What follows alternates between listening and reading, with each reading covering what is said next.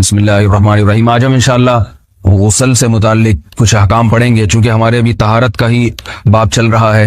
غسل کب فرض ہوتا ہے اور غسل کا طریقہ کیا ہے؟ رسول اللہ صلی اللہ علیہ وسلم نے فرمایا ان اللہ لا یستحی من الحق، اللہ تعالی حق بات کو بیان کرنے سے حیا نہیں کرتے۔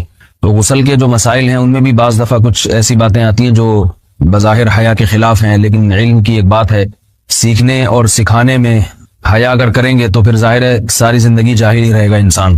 اور غسل کے مسائل سیکھنا اس لیے ضروری ہے کہ غسل جب فرض ہوتا ہے تو جب تک مکمل غسل نہ ہو آپ کی نماز ادا نہیں ہوتی۔ رسول اللہ صلی اللہ علیہ وسلم نے فرمایا الماء من الماء، حدیث ہے کہ غسل فرض ہوتا ہے خواہش نفس کے ساتھ جسم سے منی خارج ہونے سے۔ مرد پہ غسل کب فرض ہوگا؟ جب اس کے جسم سے شہوت کے ساتھ منی خارج ہو۔ منی بالکل سفید رنگ کی چیز ہے، ایک ہوتی ہے مزی۔ شہوت پیدا ہونے سے اگر کسی کے مرد یا عورت کے صرف رطوبت خارج ہونا شروع ہو گئی، اس سے غسل فرض نہیں ہوتا۔ جب تک مکمل شہوت پوری نہیں ہو جاتی اور مادہ منویہ خارج نہیں ہو جاتا، چاہے احتلام کی صورت میں ہو یا کسی بھی طرح سے ہو۔ مردوں کے ساتھ چونکہ یہ بہت زیادہ ہوتا ہے، نائٹ فال کی صورت میں مردوں پر غسل کی یہ صورت بہت زیادہ فرض ہوتی ہے۔ جیسے ہی بلوغت ہوتی ہے تو احتلام شروع ہو جاتا ہے، ہفتے میں 1 دفعہ 2 دفعہ 3 دفعہ، بعض نوجوانوں کو روزانہ بھی 2 دفعہ ہوتا ہے، جبکہ خواتین میں یہ والے غسل کی صورت بہت ہی کم ہوتی ہے کہ ان کو نائٹ فال ہو یا اس طرح سے غسل فرض ہو۔ ہزاروں میں کسی ایک عورت کے ساتھ ایسا ہوتا ہے۔ ایک صورت تو یہ ہے غسل فرض ہونے کی۔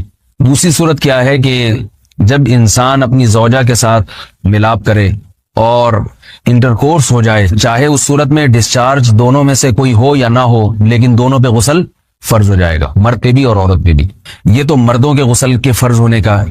مردوں کے غسل میں ایک چیز یہ بھی ہے کہ اگر آپ نے رات کو نیند کی اور صبح آپ اٹھے اور آپ نے کپڑوں پہ نشان دیکھا، اب آپ کو یہ پتہ نہیں چل رہا کہ یہ منی کا نشان ہے یا مزی کا ہے، تو بھی آپ پر غسل کرنا فرض ہے۔ یہی سمجھا جائے گا کہ یہ آپ خواب میں ڈسچارج ہوئے ہیں۔ عورت پر جو غسل فرض ہوتا ہے ایک اور صورت میں ہوتا ہے کہ جب خواتین کو ایام آنا بند ہو جاتے ہیں، حیض یا نفاس سے جب پاک ہو جائیں، تو بھی ان پہ غسل فرض ہے۔ یہ تو غسل کی فرضیت سے متعلق احکام تھے۔ کچھ چیزیں ایسی ہیں جن میں غسل سنت ہے، فرض نہیں ہے۔ جمعہ کے دن غسل کرنا رسول اللہ صلی اللہ علیہ وسلم نے بہت زیادہ تاکید کی ہے۔ سنت کی 2 قسمیں ہیں، سنت مؤکدہ اور سنت غیر مؤکدہ۔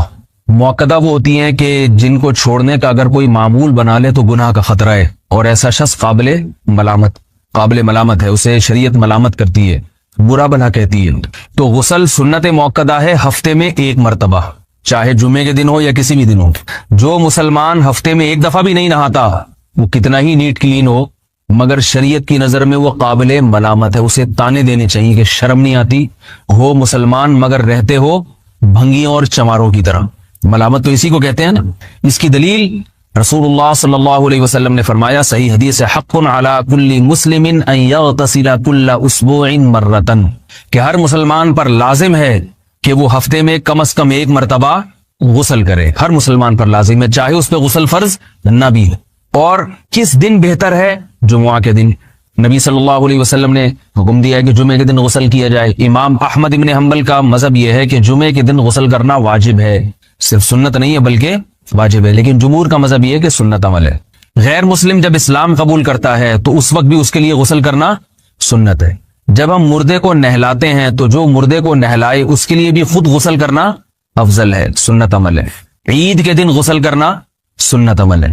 تو یہ وہ تمام مواقع ہیں جن میں غسل کرنا رسول اللہ صلی اللہ علیہ وسلم کی سنت ہے۔ غسل کا طریقہ کیا ہے؟ غسل میں 3 چیزیں فرض ہیں، منہ بھر کے قلی کرنا، ناک میں پانی ڈالنا کہ ناک کی جو نرم جگہ ہے یہ اچھی طرح تر ہو جائے، اور پورے جسم پہ 1 مرتبہ پانی بہا دینا کہ جسم میں بال کے برابر جگہ بھی خشک نہ رہے۔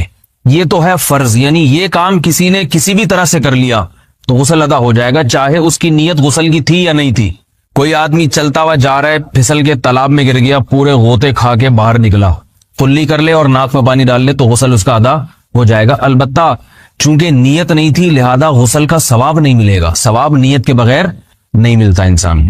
دلائل اس کے الگ موضوع ہے کہ اس کی دلیل کیا ہے کہ بغیر نیت کے بھی غسل ہو جاتا ہے، لیکن میں نے بتایا دلائل کا سیشن نہیں ہے، اس میں پھر بات لمبی ہو جائے گی۔ تو یہ تو ہے فرض، پورے جسم پہ پانی بہانا، کلی اور ناک میں پانی۔ سنت طریقہ کیا ہے؟ رسول اللہ صلی اللہ علیہ وسلم غسل کیسے کرتے تھے؟ سنت طریقہ جس پہ جو اختیار کرنا چاہیے وہ طریقہ یہ ہے کہ جب آپ غسل کے لیے بیٹھیں تو سب سے پہلے وہ جگہ دھوئیں جہاں نجاست اور ناپاکی لگی ہوئی ہے. نائٹ فال ہوا, کسی کو احتلام ہوا, تو جہاں جہاں گندگی لگی ہے پہلے اس جگہ کو دھوئیں. استنجا کریں, شرمگاہ کو دھوئیں اچھی طرح. سمجھ رہے ہیں بات کو؟ اس کے بعد ہاتھ دھوئیں اور مکمل وضو کریں جیسے ہم عام حالات میں وضو کرتے ہیں. مکمل وضو کرنے کے بعد دائیں کندھے پہ پانی ڈالا, لیفٹ سائڈ پہ پانی ڈالا. پہلے زمانے میں تو چلو سے غسل ہوتا تھا, ہاتھ دھو لیے تو اب چلو سے پانی لے کے یہاں ڈالا جا رہا ہے, چلو سے پانی لے کے یہاں ڈالا جا رہا ہے, پورے جسم پہ ملا جا رہا ہے, اور چلو سے پانی لے کے 3 دفعہ سر پہ ڈالا جا رہا ہے. تو آج کل چلو ولو تو ہے نہیں, شاور کے نیچے جا کے کھڑے ہو جاتے ہیں. تو اس میں یہ کہ شاور کھولے کھڑے ہوئے ہیں, سارے چلو اس میں خود بخود ہی ہو جائیں گے, پورے جسم پہ پانی بہ جائے گا. نبی صلی اللہ علیہ وسلم کے دور میں یہ جدید چیزیں نہیں تھیں, شیمپو اور صابن. تو آپ صلی اللہ علیہ وسلم بیری کے پتوں سے غسل کی ترغیب دیا کرتے تھے. بیری کے پتوں کو اگر پانی میں پکایا جائے تو پانی میں میل کچیل صاف کرنے کی صلاحیت بہت بڑھ جاتی ہے. ہمارے زمانے میں اس تکلف کی ضرورت نہیں ہے, صابن ملتے ہیں اس سے نہایا کریں. بہرحال کہنے کا مقصد یہ آپ لوگوں سے, تو یہ سنت طریقے سے غسل ہو جائے گا آپ کا. سمجھ رہے ہیں بات کو؟ سب سے پہلے استنجا کیا, اس کے بعد وضو کر لیا, اس کے بعد غسل کر لیا. اگر کسی نے غسل میں وضو نہیں کیا اور ویسے ہی پورے جسم پہ پانی بہا دیا تو بھی اس کا وضو خود بخود ہو جائے گا. اس غسل سے وہ نماز پڑھ سکتا ہے, کیونکہ بعض لوگ غسل کرنے کے بعد دوبارہ وضو کر رہے ہوتے ہیں. اس کی ضرورت نہیں ہے, کیونکہ جب غسل کرتے ہیں تو وضو والے اعضاء تو خود بخود اس میں دھل جاتے ہیں. یہ ہے غسل کا طریقہ. وضو کیسے ٹوٹتا ہے؟ جن چیزوں سے غسل فرض ہوتا ہے ان چیزوں سے وضو تو بہرحال ٹوٹتا ہی ہے. اس کے علاوہ بھی وضو ٹوٹتا ہے. اس سے پچھلے لیکچر میں نے کچھ تفصیل بتائی تھی کہ نجاست جسم سے کہیں سے بھی خارج ہو جائے یا نجاست نکل کے بہہ پڑے. اگر قضائے حاجت کی جگہوں سے نجاست خارج ہوئی ہے تو نظر بھی آ جائے وضو ٹوٹ جائے گا, اور قضائے حاجت کے علاوہ جگہوں سے اگر نجاست خارج ہوئی ہے, خون وغیرہ ہے جیسے, تو جب تک نکل کے بہے گا نہیں تو اس وقت تک وضو نہیں ٹوٹے گا. سمجھ رہے ہیں بات کو؟ وضو کا طریقہ کیا ہے؟ سب سے پہلے دونوں ہاتھوں کو دھویا جائے, 3 دفعہ کلی کی جائے, مسواک کی جائے, 3 دفعہ ناک میں پانی ڈالا جائے. پھر پورے چہرے کو, پیشانی یہ جو ہے جہاں سے پیشانی ہماری شروع ہو رہی ہے اور تھوڑی کے نیچے تھوڑی جہاں ختم ہو رہی ہے, اور ایک کان کی لو سے دوسرے کان کی لو تک 4 اعضاء ہیں وضو میں دھونا فرض ہیں. 1 چہرہ, نمبر 2 بازو, نمبر 3 سر کا مسا, چوتھائی سر, اور نمبر 4 پاؤں کو دھونا. اس کی دلیل قرآن مجید کی مشہور آیت ہے فَاغْسِلُوا وُجُوهَكُمْ وَأَيْدِيَكُمْ إِلَى الْمَرَافِقِ. اللہ فرماتے ہیں ایمان والو, جب نماز کا ارادہ ہو تو اپنے چہروں کو اور اپنے ہاتھوں کو دھو, سر کا مسا کرو اور پاؤں کو ٹخنوں سمیت دھونے کا حکم ہے قرآن مجید میں. البتہ سر کے بارے میں یہ نہیں آئے پورے سر کا مسا کرو, بلکہ آ رہا ہے وَامْسَحُوا بِرُؤُوسِكُمْ. با کا لفظ ہے, با آتی ہے تبعیض کے لیے کہ سر کے بعض حصے کا مسا. اب بعض حصے کا قرآن حدیث میں کہیں تذکرہ نہیں ہے, تو اس میں فقہاء کرام کے اجتہادات ہیں. امام شافعی فرماتے ہیں تھوڑا سا بھی ٹچ کر لیا سر کو ہو جائے گا. امام ابو حنیفہ فرماتے ہیں نہیں, کم از کم 1/4 کا ہونا ضروری ہے. سب کے اپنے اپنے دلائل ہیں, ان دلائل میں نہیں جاتا. فقہ حنفی کو جو فالو کرنے والے ہیں تو ان کو چاہیے کم از کم 1/4 سر کا مسا, یہ فرض ہونے کے لیے ضروری. مگر سنت کیا ہے؟ پورے سر کا مسا. نبی صلی اللہ علیہ وسلم دونوں ہاتھوں کو بھگو کے پورے سر کا مسا کرتے تھے ایسے. سمجھ رہے بات کو؟ اور مسا کے جو یہ ٹیکنیکل طریقے ہیں کہ آپ یوں پہلے انگلی بنائیں, پھر یوں لے کر جائیں, پھر یوں گھما کے لائیں, پھر یوں, یہ ٹیکنیکل طریقے حدیث سے ثابت نہیں. مسا کا طریقہ کیا ہے؟ بھیگا ہوا ہاتھ لے کے ایسے پورے سر کو ہو گیا. پھر حدیث میں یہ بھی ہے کہ یوں لے جاؤ اور یہ بھی ہے کہ 2 واپس بھی لے کر آؤ, دونوں طرح سے ثابت. تو ایسے بھی کر سکتے ہیں کہ یوں لے جائیں, اور ایسے بھی کر سکتے ہیں لے کے جائیں اور پھر واپس بھی لے آئیں, دونوں طریقے جائز ہیں. لیکن کم از کم سنت اتنی ہے کہ پورے سر کا مسا ہونا چاہیے. بعض لوگوں کو شو مارنے کا شوق ہوتا ہے, اگر وہ واپس لائیں تو بال ان کے خراب ہو جاتے ہیں, کہتے ہیں یار یہ پھر مسئلہ خراب ہو جائے گا. تو پھر ایسے لوگ صرف یوں ہی لے جائیں کافی ہے. افضل تو یہ کہ یوں بھی لے جائیں, دونوں طرح سے صحیح ہے. بہرحال دونوں حدیث سے ثابت ہیں. سمجھ رہے بات کو؟ اور یہاں ایک اہم مسئلہ بتا دوں, قرآن مجید نے پاؤں کو دھونے کا حکم دیا ہے, پاؤں پہ مسا کرنے کا حکم نہیں دیا. اور حدیث میں خفین پر مسا کرنے کا حکم ہے. تو قرآن اور حدیث کو فقہاء نے جمع کیا ہے, لہذا وہ موزے جن میں آسانی سے پاؤں دھوئے جا سکتے ہیں ان میں چاروں ائمہ کے نزدیک پاؤں پہ مسا کرنا جائز نہیں.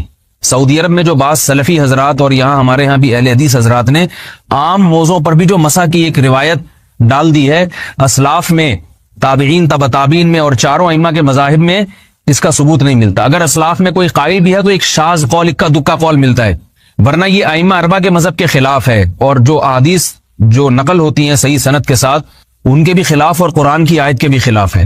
اس لیے کسی نے عام ساکس پہ اگر مسا کر لیا، جو عام طور پہ آفس پہن کے جاتے ہیں لوگ، اس میں تو پاؤں، آپ اگر ساکس کو پانی کے نیچے رکھیں پورا پاؤں دھل جائے گا آرام سے. تو وہاں کیا ہو رہا ہے کہ قرآن مجید کے حکم کی مخالفت لازم آ رہی ہے، آپ پاؤں دھو نہیں رہے. تو اس لیے ہم یہ سمجھتے ہیں کہ اس صورت میں